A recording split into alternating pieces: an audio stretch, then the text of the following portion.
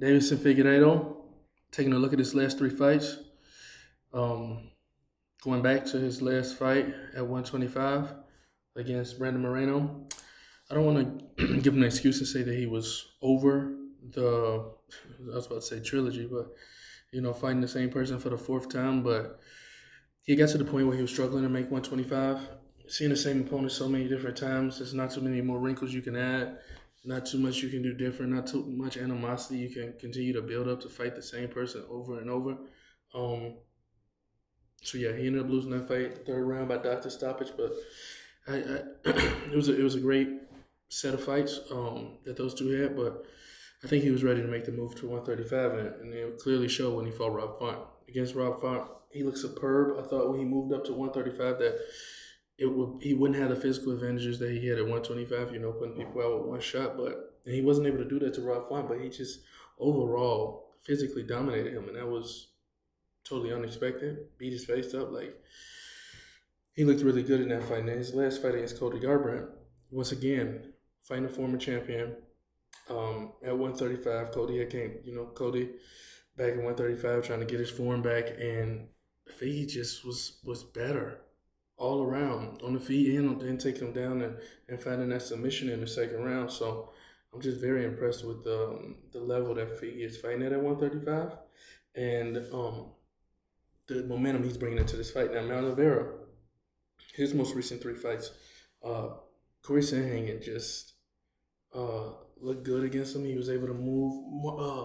Cheeto wasn't able to inflict damage like I thought he would. I thought he would be able to catch him a couple times, and I think that what's shown in a lot of Cheeto fights lately is he's looking for that one shot. Even going back to the kick against Dominic Cruz when he put him out, yeah, he was constantly he landed the more damaging strikes in the fight, but I think Dominic was winning that fight. I think Dominic was able to strike and get out the way, and Cheeto was walking down, stalking him, being just a more physically imposing person. But it was more like he was looking for this one shot to put him out.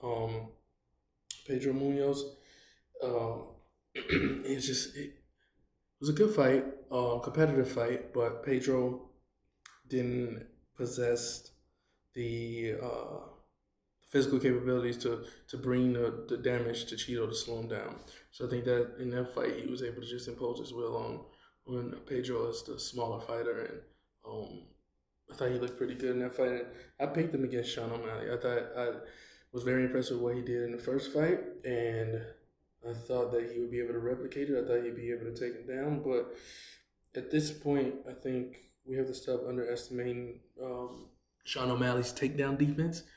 It has improved. It's gotten better.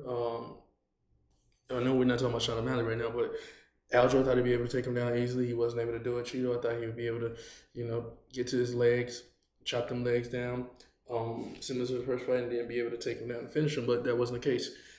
Sean beat him pretty thoroughly. It wasn't contested decision at all. It was easily a Sean O'Malley win, and he wouldn't have gotten that title challenge if it wasn't for the person that he was fighting, technically giving Sean O'Malley his only loss. So now, looking at this fight, Figgy versus Cheeto, I don't think that Cheeto has the physical advantages that one would presume he would have against when you think of Figgy, you think of a 125 pound guy, but I think we have to get out of that mindset. This is his third fight at 135. He looks the part. When he's in there, he looks physical, he looks strong, he's put on the weight well. He's put on the weight well. He wears it well, and he still carries his power to this 135-pound division. And I don't think that Cheeto will be able to put together the strikes and the combinations to deter what Figgy's game plan is. I think Figgy can beat Cheeto in many different aspects. I think on the feet, yes, there's always that threat of the big shot. There's always that threat of the big kick coming from Cheeto. And when Cheeto lands, he lands with force. He lands with power.